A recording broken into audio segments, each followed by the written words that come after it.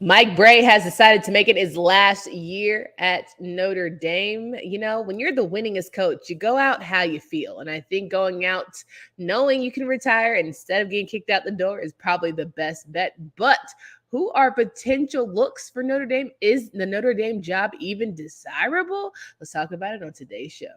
You are Locked On ACC, your daily podcast on the Atlantic Coast Conference. Part of the Locked On Podcast Network, your team every day.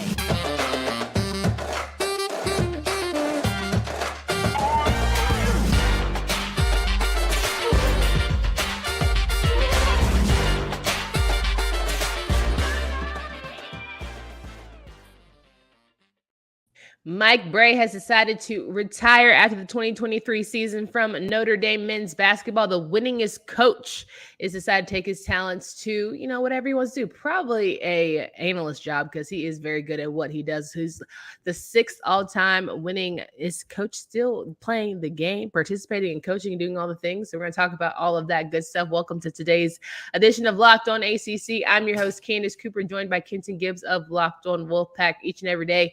You can find us here talking about the Atlantic Coast Conference. We're on our way to 1,000 subscribers on YouTube, so make sure you hit that subscribe button or listen to us wherever you get podcasts. Kenton, how did you feel when the news broke up the Notre Dame coach no longer being a part of the ACC, Mike Brey? Mike Brey is really one of those coaches that at the end of the day, as much as people like to talk about Notre Dame and cash being king and football being king and bringing in all the cash and all that, he bought Notre Dame basketball to relevance, period. You can say what you want about, well, I think Digger Phelps was a better coach. I mean, Digger was there longer maybe or about the same amount of time, but Digger doesn't have the same type of compliments in terms of coach of the year, in terms of leading teams to the Elite Eight and things of that sort. So, he's Coach Brey is one of those coaches that you look at his career and you say he's a Hall of Very Good guy. Like he's going to end up in the Notre Dame Hall of Fame for sure. He's going to end up in the South Bend Hall of Fame and all that. But as far as, if there was a college basketball Hall of Fame, I don't think that he would quite be there, but I think that he's had an excellent career. As easy as it is to get into any basketball Hall of Fame, I don't think that the 6th among active NCAA coaches has the most victories at 481 is not going to get a look or a nod. I didn't say he wasn't going to get a look. Again, okay. All of the Hall of Very Good guys, like you look at me and you're like, oh, are they getting? But honestly, you're right, though. In fully considering it, the Basketball Hall of Fame is pretty easy to get into. Would he get into the College Hall of Fame? I would say yes, actually. Now that I think about it, if we're talking College Hall of Fame, he would get there. But, the Basketball Hall of Fame is pretty easy. I'm not going to say it's easy to get in there, but it's easier than some other Hall of Fames. Like baseball, you got the greatest home run hitter of all time out. Football, Lord knows, people be crying and throwing up for years to get in.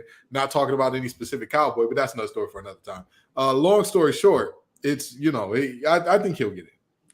A 314-76 record at home. Brey has been a staple in South Bend, and it's time for a change of the guards. And when you talk about Coach K leaving, you talk about Roy leaving, you talk about Brey now leaving, and maybe Boeheim one day or what have you, it's clear to me that there's a shift in just the way coaches, are used to things happening. And then with this new NIL action, the transfer portal, who wants to keep up when you've been used to a certain way? So I'm not surprised by any means that Brey has decided to take his talents to the couch. I mean, not just that. These coaches, with all due respect, time waits on no man, right? Like I saw a TikTok today where a woman said, my baby was just born yesterday. My child is probably going to live to 2100. Yeah, that's how time works. All these coaches, they're getting old. Like as much as we love them, as great of coaches as they are, as all the things, all of these coaches except Brey had like very significant health problems going on. And it was like, you probably need to go sit down somewhere.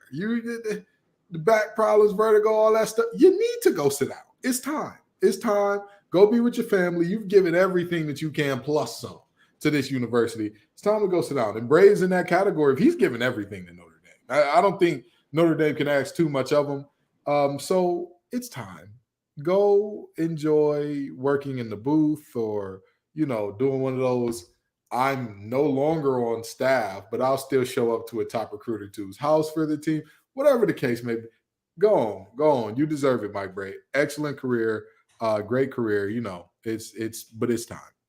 I think what's not mentioned a lot of times when you talk about this new NIL, you talk about transfer portal, is how year-round college athletics has become. You don't get necessarily even sort of a break because you're always trying to figure out who's staying, who's going, who do I need to recruit. I have to pay attention not only to high school kids now, but I also have to pay to JUCO and guys who are probably, at these Power 5 conferences deciding that whatever place they didn't get enough minutes and all the things. So to me, it's tiring. Again, like I said, you're used to a certain way. You're used to only having to come in when it's time to handshake and sign the deal versus now that you damn near have to be on somebody's trail, out most of the time throughout the entire year.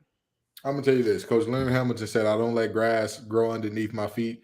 And that's the nature of what sports is now. I mean, if we're looking at the NCAA back in its inception, sure, you had downtime and it was like, oh, yeah, we had a fine season and we'll see you next year, kid.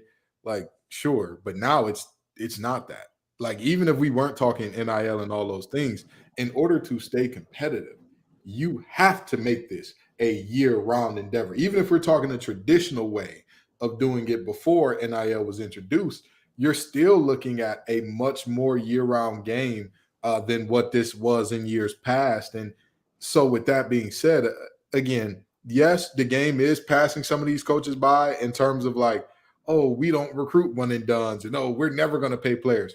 Sure, have fun losing. But with that being said, for the folks who do, again, Brey is 63 years old. You know what I mean? I'm sorry, but think of the 63-year-old. Think of your favorite 63-year-old right now, right? Would you want them yelling up and down, running up and down the court, yelling at 20-year-olds tomorrow? Probably not. Probably not. Hey, good job. Go on and enjoy your retirement break. I think my last and final thought about this, though, is it's nice to have coaches be able to leave on their own accord. And even if it's a hard conversation, I think it's always good instead of having that whole we're going to fire you or part ways or let you go, deciding, when you're the winningest coach, when your name should probably be on the court when it's all said and done in Mike Brey Arena or whatever you want to make it. I think that Mike has done enough to where going out on your own, hey, I understand, not winning enough conference games certainly does not help the situation.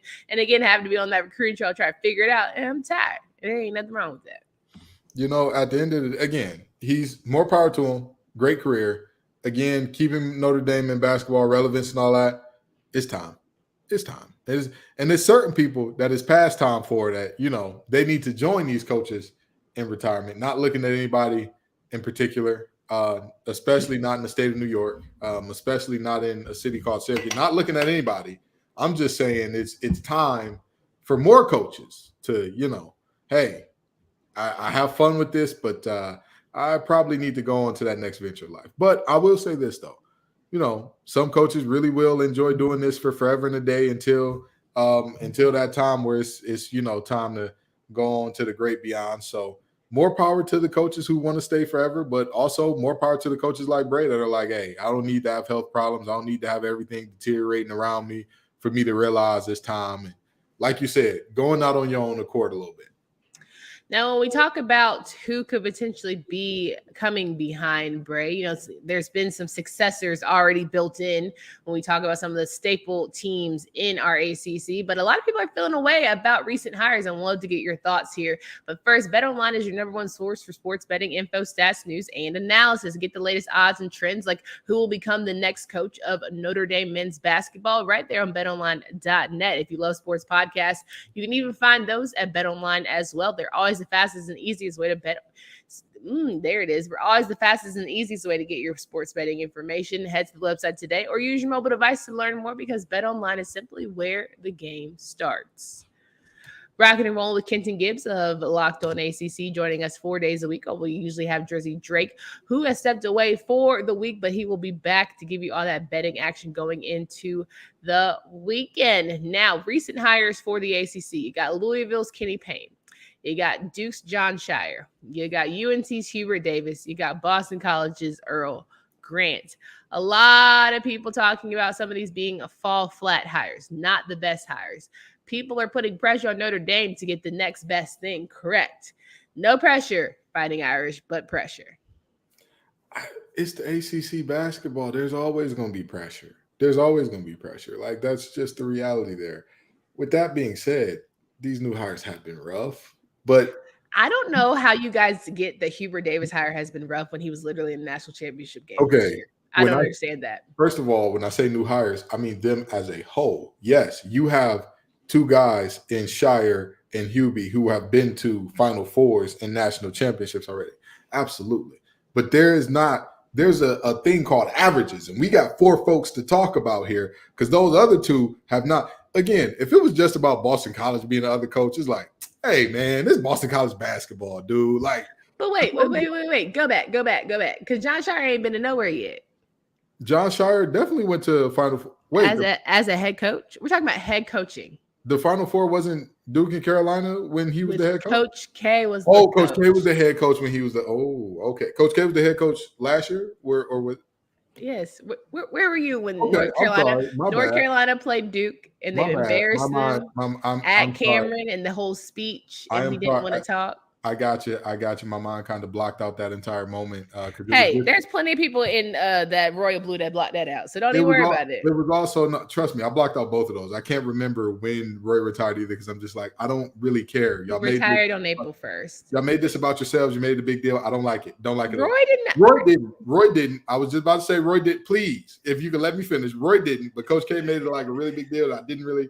I mean, more power to you. You can do that if you want, but I don't personally like it. But anyway.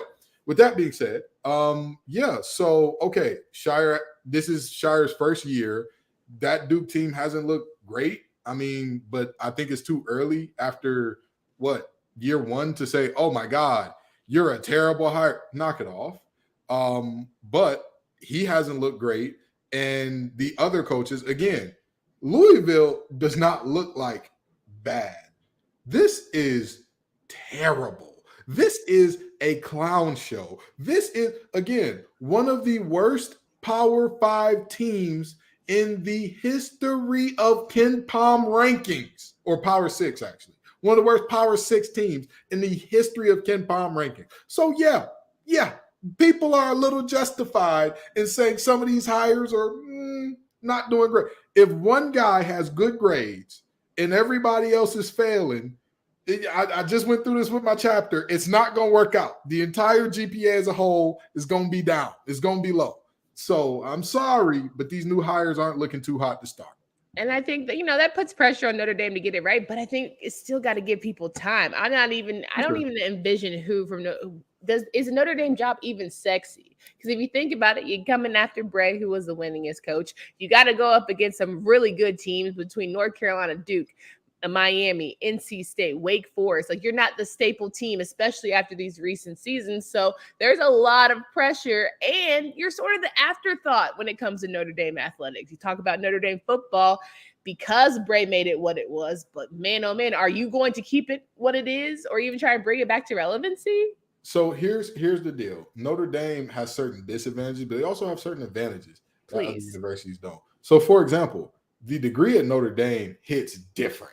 Like, that's and if you're building your program in a way that, like, all right, we're going to get 1 or 2 one and dones here and there that are going to be really good. But for the most part, we're going to build this program around guys who are going to be here for 3 to 4 years. For example, like what the Tony Bennett has done at Virginia, because when's the last time you saw a group of one and dones leave Virginia, right? Like, you get 1 or 2, you surround them by guys who've been in the program for years, and then you kind of figure it out from there. That's a possibility to happen at Notre Dame because, again, UVA is another one of those institutions that their academics are top notch, and that's it's a bonus when you're looking at basketball and when you're looking at a situation where you're saying, objectively speaking, some of the teams and some of the upsets that we see early in the year are simply because, sure, you've got all the 5 stars, they're all 18 years old. They all still think that hoop mixtapes are like an amazing thing to have and like they're actually good ball. So, yeah. 1,000%. You know, we'd be remiss if we did not talk about the matchups that happened on Wednesday. If you listen to the show, you heard us get a little bit confused. By I say me get a little bit confused about how it went down with the lineup, but it's okay. I always figure it out. I come back to Virginia.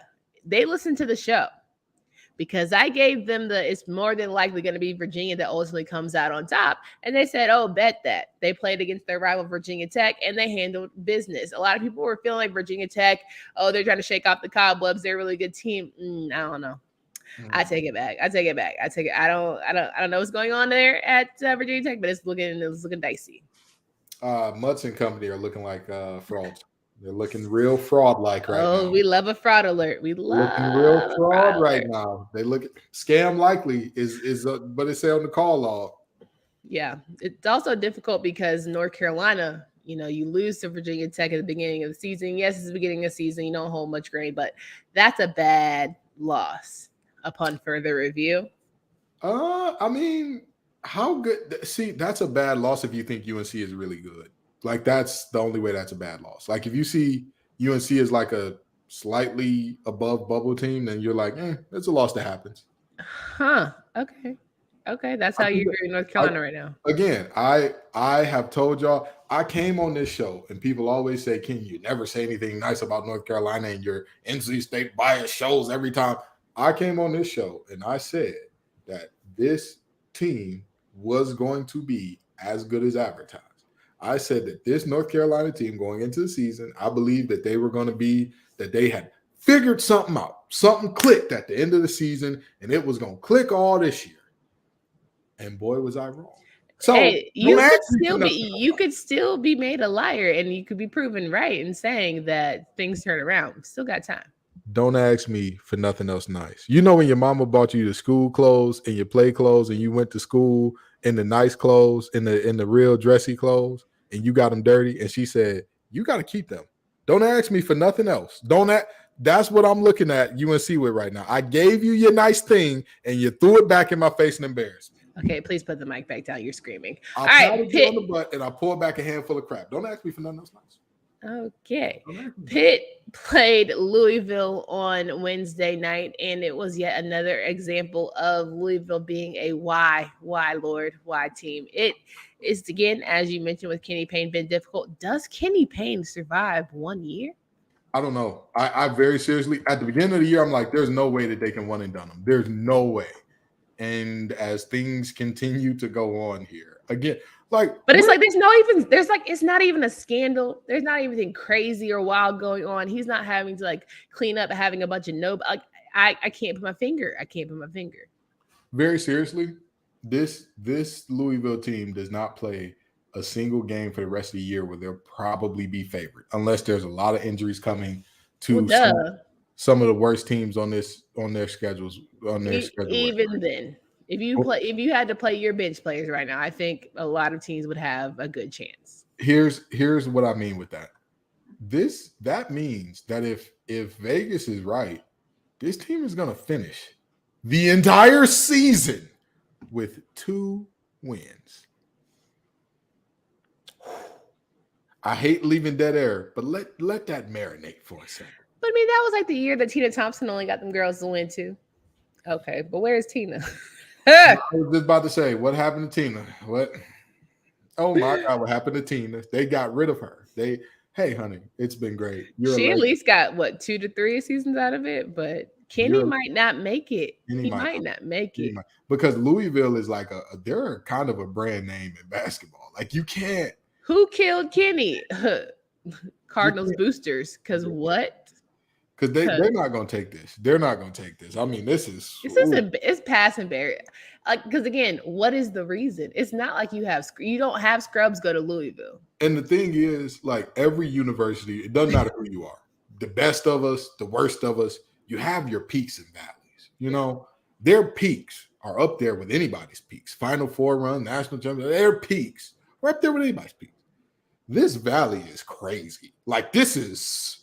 I mean, and if you look at some of the other teams around the conference, other than Boston College, who else has a valley this low? like in recent history, recent memory, where you look up and you're You like, can't even put this on Boston. That one season where they like literally had to go get the towel boy to be in the game. Yeah, I yeah, get you. I get you. yeah. And they were like, oh, the guy was crying and said he just enjoyed going to dinner with the team. And it was so heartwarming because it's like, even through all this, you could still see that it means so much to these players. But darn it, that meaning a lot to them doesn't mean that they'll get a win. I'll tell you what. It's a tough scene in Louisville, Kentucky. We got to switch gears and talk about the women here because it was ladies' night on Thursday, and boy, did we have a few popcorn ready events happen for ACC women's basketball. Let's start at the top. We got Virginia Tech playing Pitt, and boy, oh boy, Pitt showed promise. They have not yet won an ACC game, but if this one was a, hey, chin up, you're almost there, it certainly was that, a 69-62 victory, but it was much closer, even in my opinion, than that. But Kitley certainly showed up.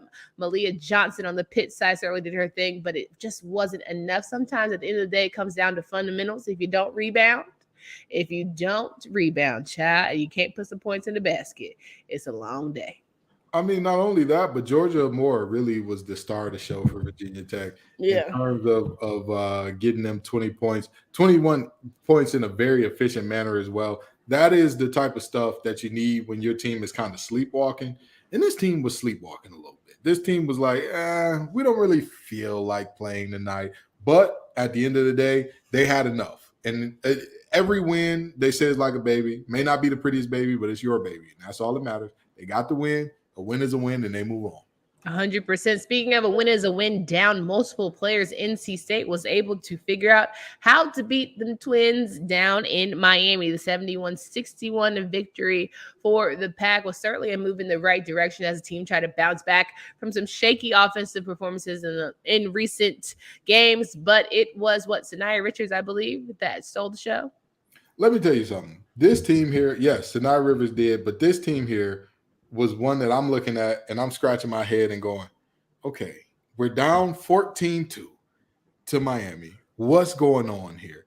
And then all of a sudden, it felt like they realized that. They said, wait a minute, we're down 14 to who? And went on an 18-2 run or something like that. After that, I mean, it was like they just remembered like, oh yeah, we're a really good team here. I'm going to tell you, They were on the bubble of being called frauds. They were on that fraud bubble. Scam likely. Hey, you had to do it. They was calling people talking about turn hundreds into thousands now. But this team, they did what they needed to do. They turned up the defensive intensity. And at the end of the day, I'm not sure what type of season this is going to be based upon their health and all that good stuff. But this is a win that ultimately means a lot because, again, this team was in a bit of a tailspin. And when you are in a situation where you're losing 4 of your last 6, any win that you get is a good one. Came down to a 3-point victory for the Fighting Irish, 57-54. Notre Dame and Olivia Miles' 20 points gave them the dub over Clemson. And it wasn't Notre Dame the whole way. It was Clemson for the majority, but Notre Dame figured out who they were as well and were able to pull out the victory.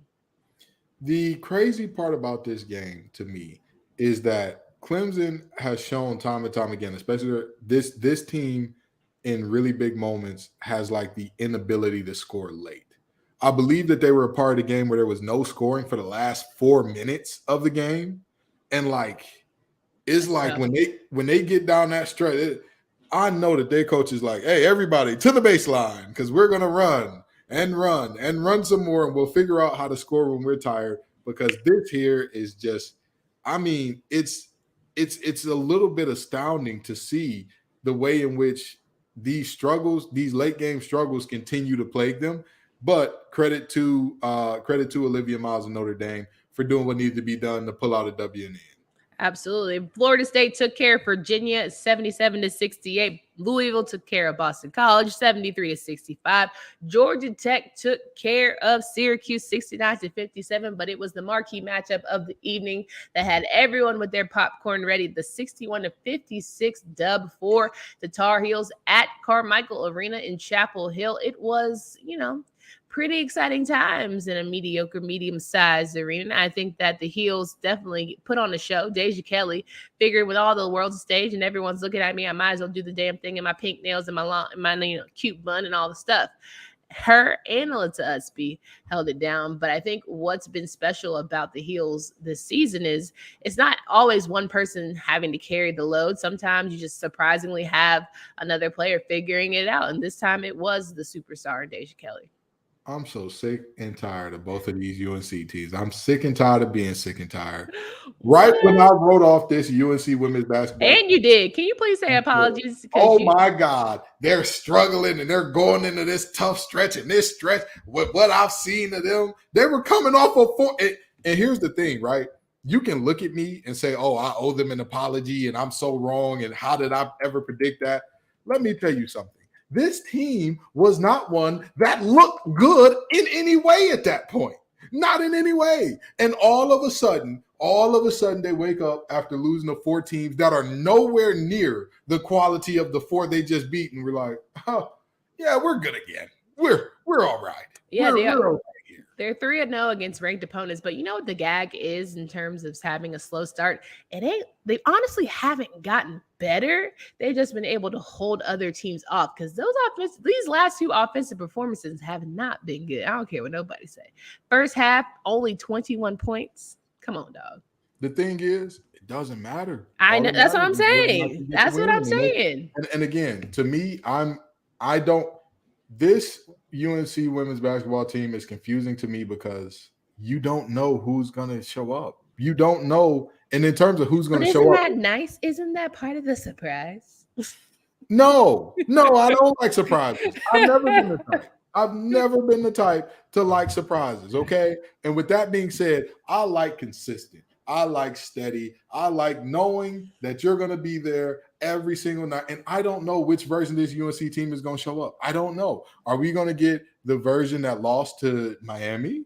Are we going to get the version that beat NC State? Are we going to get the version that lost to Florida State? Which one are we going to get? Nobody knows. But hey, they showed up and beat Duke tonight, and that's what matters. And that's cool. But also, isn't that exciting if you are a team like the Tar Heels for all of these girls who are in the ACC? You haven't even reached your floor. You're not playing above your heads yet. There are a lot of teams that I'm looking at saying maybe you could be like a Miami this postseason and have a great run. Maybe you could be like a North Carolina and really get a deep run where people are like, okay, maybe we should pay attention to them next year and look how they're going. So I'm saying they haven't even reached their full potential, and that's exciting. That to me is very problematic for one reason and one reason only. Okay, you love to bust the bubble, bro. You just love to bust the bubble. Let me tell you, when I looked at what was that team from last year? When I looked at Notre Dame last year, right, and I saw all that they had going on, and you know what? I'll tell you this. Actually, I redact that former statement. I'll tell you this. I'm going to push up your North Carolina girls in their bubble. I'll tell you this. This North Carolina team actually does have the making to do what Notre Dame has done this year. And that, remember last year what I said about Notre Dame? They were a very good team. When they were rolling at their best, they could play with anybody. But when they had an off night, they could lose to anybody.